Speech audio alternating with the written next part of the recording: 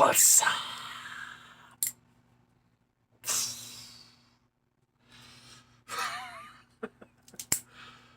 It is Monday. Figured I'd make a video with you guys today. Just get out here in the ice cold garage. Fire me up a nice Perdomo. Yeah.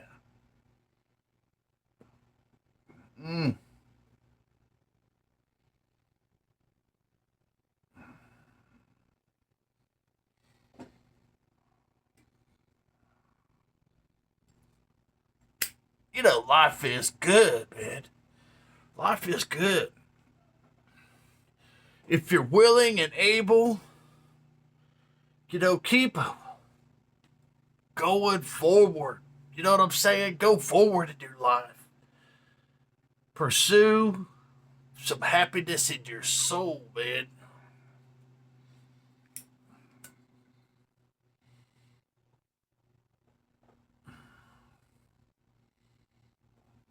Too many people today, they can only find happiness is when they're trying to make other people happy. You know what I'm saying? I mean, I struggle with my life. I gotta learn to be kind and peaceful and all these things around other people, man. I've got to learn these things. But don't allow your happiness to be dictated by those around you. You know what I'm saying? Don't set limitations. Don't let other people set limitations in your life. You know what I'm saying? Don't let them do it.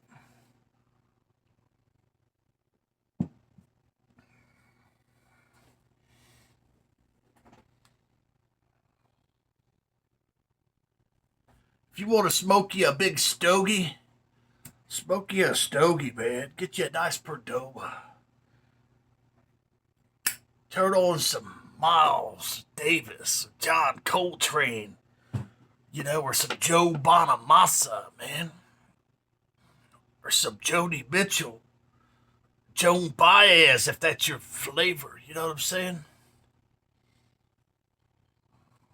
Maybe it's the electric prunes, man. Whatever. Spin your records, man. One of the most incredible things in your life that maybe you realize or maybe you don't realize, man, and that is music. There's so much of this world disconnected from music. It's unbelievable, man. They think going to a Taylor Swift concert is doing something, man. That's just not for me, man. I'm sure Taylor Swift's fine, but she's like the epitome of society, man. The capitalistic monarch. You got this blonde, blue-eyed, fucking, idol. The American Idol's a blonde, blue-eyed woman. Fuck that shit, man. Why are we so stupid? You know what I'm saying?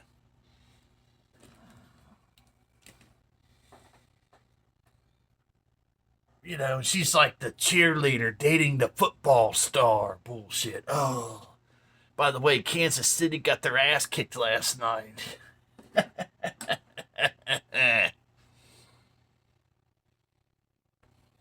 All right, well, let's get into a little bit of chit chat about my new turntable. Man, I tell you what, I really enjoy my new turntable, man. It's just like when you get something new like that, you start enjoying your music, man, all over again. It's so nice, and you guys know what I'm talking about, man.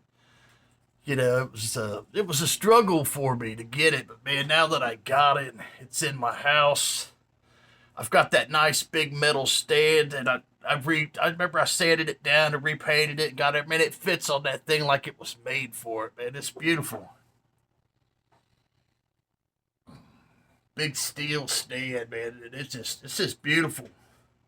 And I've been playing around with different combinations, man. Now, granted, my JBLs, they're pretty much a staple, man. I've got these JBLs in my living room. They're L100s, and they've got upgraded crossovers in them. My friend gave them to me, and I just enjoy. They're not like the best sounding speakers in the world, but I really enjoy the way they sound. And I've heard a lot of speakers, you know what I'm saying? And I just really enjoy. They're a little sloppy, I know, but man, it's just when they play the music, man, it hits all the parts of my soul, man. You know, it's getting you get some of that lower bass, man. You get some of that higher treble, man. The mid range is so beautiful.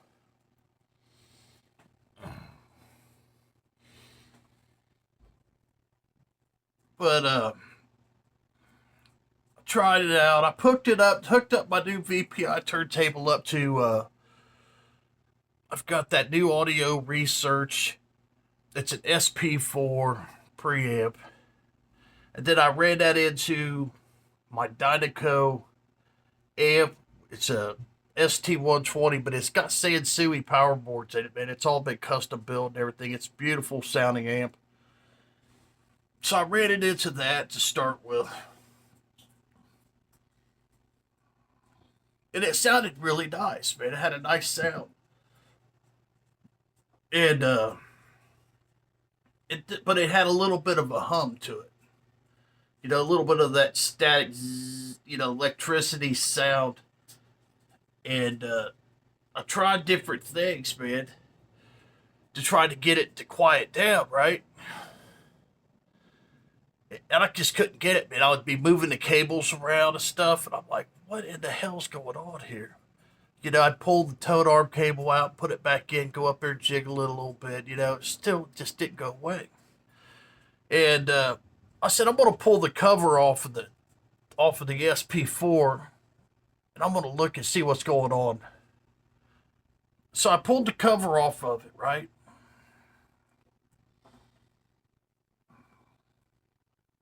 And on the back where you hook the RCA's up for the photo stage, right? You can hook two turntables up to it. They've got a pot. Okay, so I think it's a selector.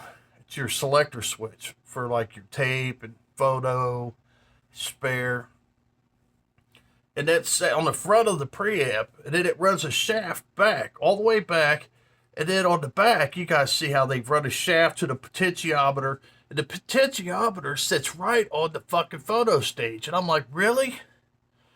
You know, they've got this fucking pot sitting right on the fucking photo stage, and it's got on the other side of the amp, they've got a transformer because it has an internal power supply inside the preamp. And I was like, well, shit, man, you know? So I tried some different things, tried to hook up a separate isolated photo stage and ran it over to another RCA input, and it still didn't work. Now, when I had it hooked up before to my Thorns, it didn't do that. It was just quiet. You know, I just think that it's just more sensitive. Those cables, it has the Kimber cables, and I just think those cables they're just more sensitive. I believe. I don't know, but I couldn't get it to get it quiet, right? So it kind of bummed me out. So then I've got a counterpoint preamp, right? So I pulled out my counterpoint preamp and I hooked up my counterpoint to it, and it sounded beautiful, man. No hum, no noise, dead quiet, man. Ran it right into the Dynaco. It just sounded beautiful, right? And I was just a little bummed, just kind of bummed me out. I'm like, man, I would rather have the audio research hooked up instead of the counterpoint.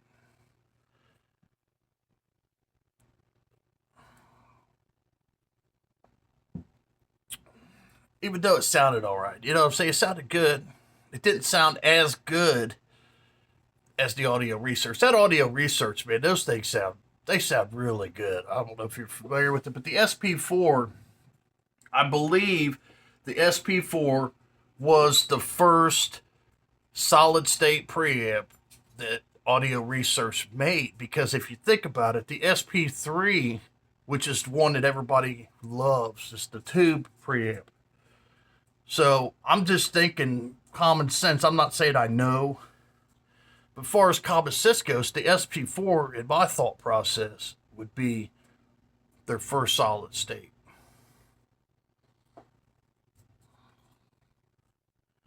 So I listened to the counterpoint for a couple days, and it sounded really nice. And then I was like, I'm going to hook up yesterday. I said, I'm going to hook up. I've got an Apt Holman preamp, okay? One of the old Apt Holmans, man. And that thing is like a tank, right? And I was just like, I'm just curious, like a kid in a candy store. I said, I'm going to hook the Apt Holman up. I'm going to see what that thing sounds like. I hooked that up. And man, the Apt Holman, to me, sounded better than the counterpoint. Okay? The Apt Holman, man, is the photo stage of the Apt Holman is renowned, man. People they say it's the best photo stage. I don't know. I'm not saying that. But I'm telling you what, it sounded fucking amazing, man. It sounded really good. And they're cheap. You could buy the Apt Holman for like $700 used, man. They're made in Massachusetts. They look like a Cadillac. They've got all this stuff on them that you really don't need. But that really doesn't matter to me. What really matters to me is what does it sound like? And the Apt Holman, man, even with tube amps, like if you take that Apt Holman and plug it into some tube amps or solid state, it really doesn't matter. It sounds good with both. The counterpoint seems like it's more sensitive. It's more fickle with different gears. Like, not everything sounds great with the counterpoint.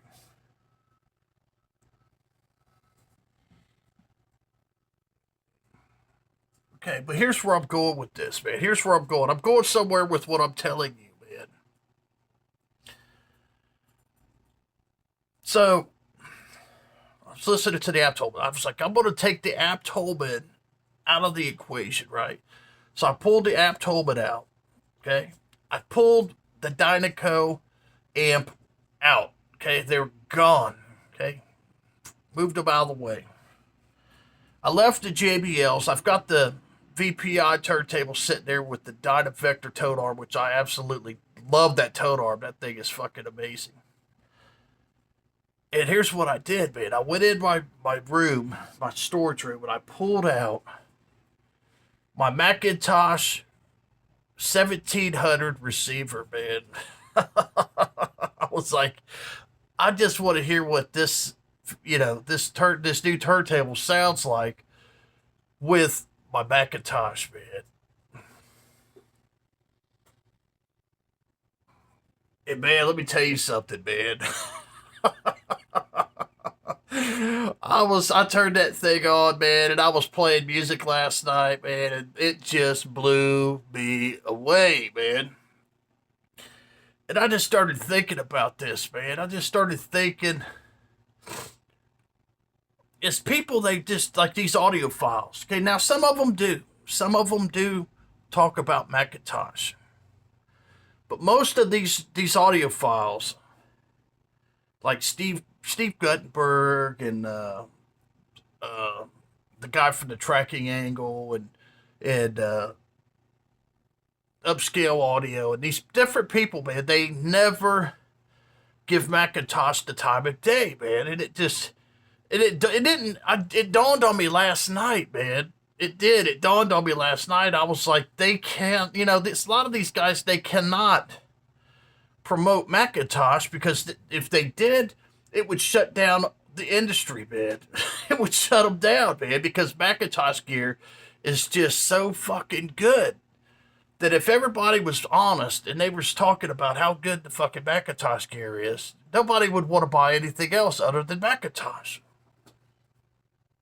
Have you ever noticed that? I'm just giving you guys some insight. Have you ever noticed that they don't talk about McIntosh? Though I know that there's guys like I know a couple of Asian guys. They love McIntosh and they're always having the McIntosh gear on their channels. Okay, I'm not saying everybody. I'm saying that most of these audiophiles, as far as the commercial aspect, the capitalistic promotion, where they're probably getting paid by these other companies to promote their gear, right? They're probably getting free stuff to promote their gear, which probably in turn, McIntosh isn't giving. They don't have to give them nothing, man. McIntosh is it. It is what it is, man. It's the king. McIntosh is the king on the fucking hill. So I hooked that little McIntosh, this old metal looking glass with the green lights on the front, the 1700 little 40-watt receiver. Now mine's got the screws on the back where you screw on your speaker terminal. And man, I was just like, man, I love this little thing. It sounded so good with that Dynavector, that new VPI turntable. Man, it just sounded so good. It was so quiet and smooth, and the sound stage, man, and the separation, man. It was just the bass. It's just amazing, man. That little receiver, man. It's like a magic box, man. It's got everything. It's got your photo stage. Now I didn't run no preamp or nothing into it. I just plugged the turntable right into the receiver. But it's got the photo stage, it's got the amplifier, it's got the preamp, it's got a tuner, man. It's the complete package. And then it's clean. I don't have all these wires running from everywhere. I don't have wires running to this preamp, going into the photo preamp and going into the amplifier. And I don't have none of that, man. It's just such a clean boom. It's just there, and it sounds fucking amazing. And you could buy one of those little McIntosh receivers like I have. You could buy them for nothing. The money that people spend on phono preamps, man, you could have that McIntosh. You could have that beautiful McIntosh that does everything, and it sounds beautiful. 40 watts, that's plenty of power to run just about any speakers that you want, unless you've got some big giant mansion and you need something more. But anyway, I just want to say, man, just think about that, man. McIntosh is the king, man. And people are just scared to death of McIntosh. They're afraid to promote it. I was looking at some of the new McIntosh stuff, man. The new stuff. And I think the new stuff's beautiful, too. And from what I understand, I haven't heard the new McIntosh stuff, but from what I understand, it sounds absolutely better than even the older stuff, from what I understand. I don't know. I haven't heard it. But I know that my 1967 McIntosh 1700 receiver, I just absolutely love the way that it sounds.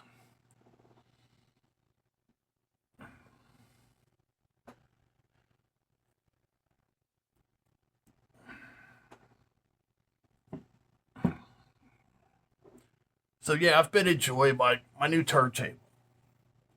That guy, he sent me this. I know some of you guys were curious, but he sent me this cartridge right here. He sent me this head shell.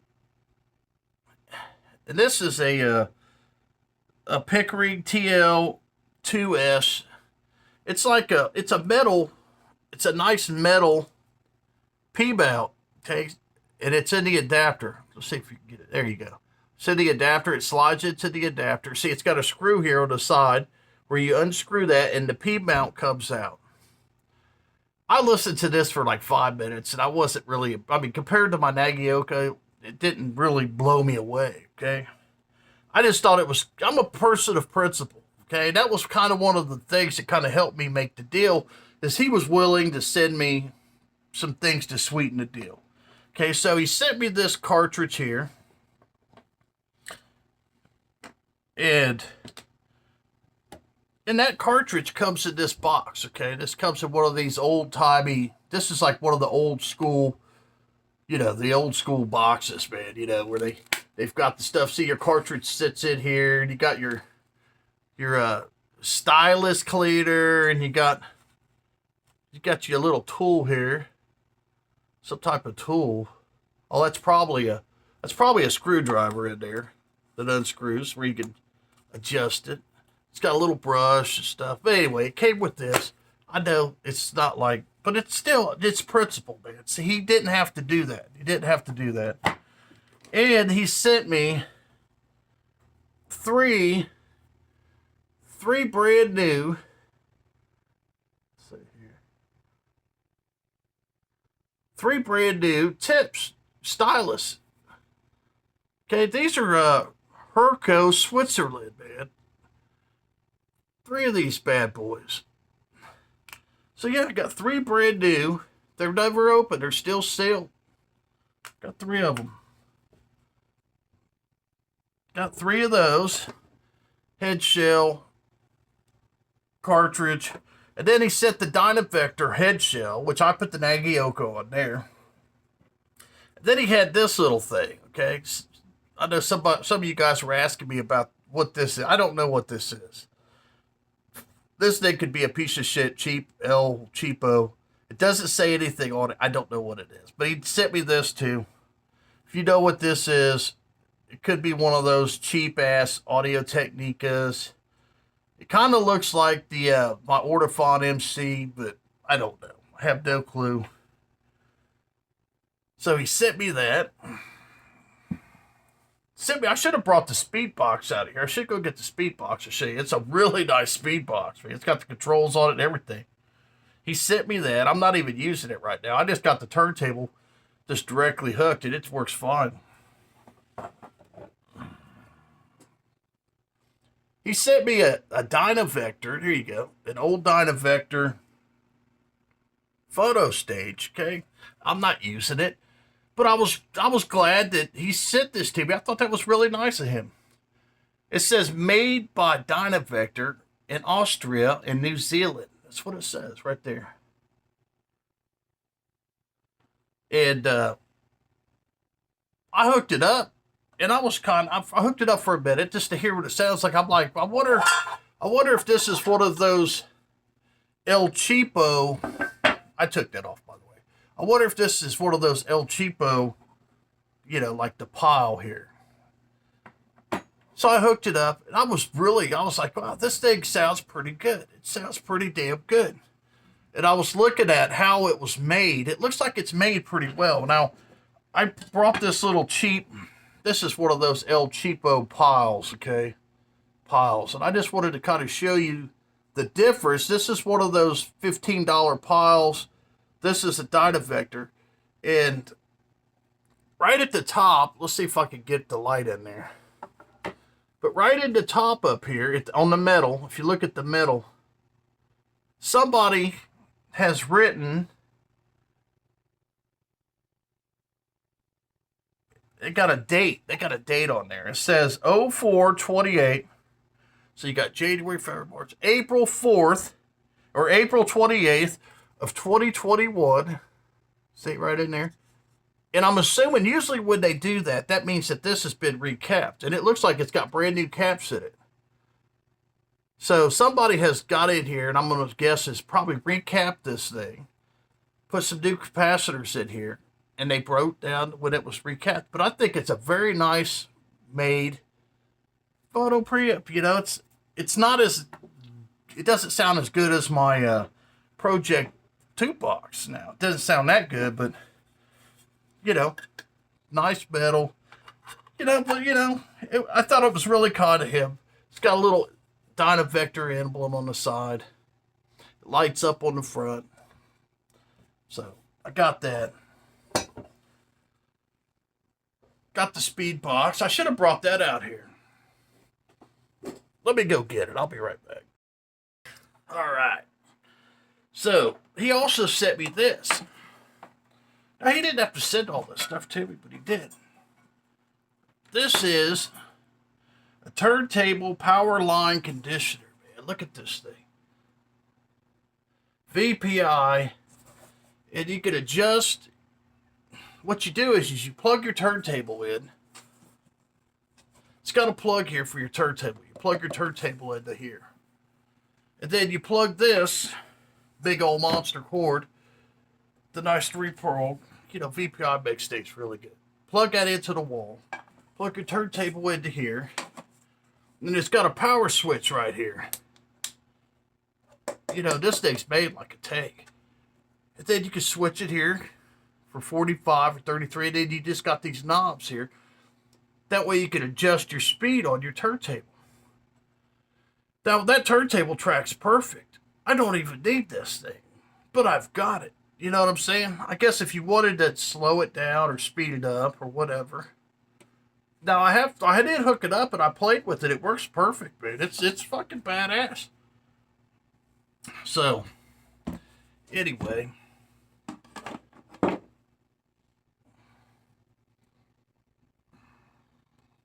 I wanted to make this video because I wanted to talk about my McIntosh. Because that McIntosh receiver, man, it has no business sounding that good, man. You know what I'm saying? It has no business performing on the level that it does, man.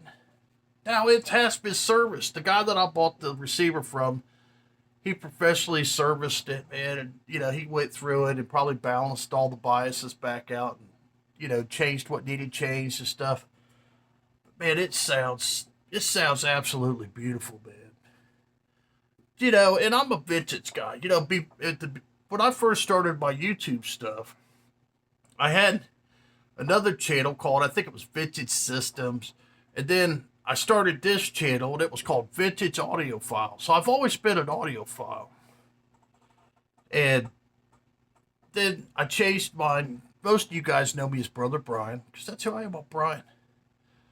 But before I was Brother Brian, I was Vintage Audiophile. So I liked the vintage gear, man. And that's why I didn't have any trouble really buying a used VPI turntable. Because, if the guy's cool and he's honest and he's dealing like this, man, he's throwing things at me and he's shipping the way that he did, man, I felt pretty comfortable about getting it. I'm pretty happy with my turntable. It's better than I expected, I turn it on, man, everything's perfect. That motor starts like that, man. It's amazing that big 20-pound platter just starts spinning the way that it does. I was thinking that take that thing a minute to get going, but man, it don't. It gets going probably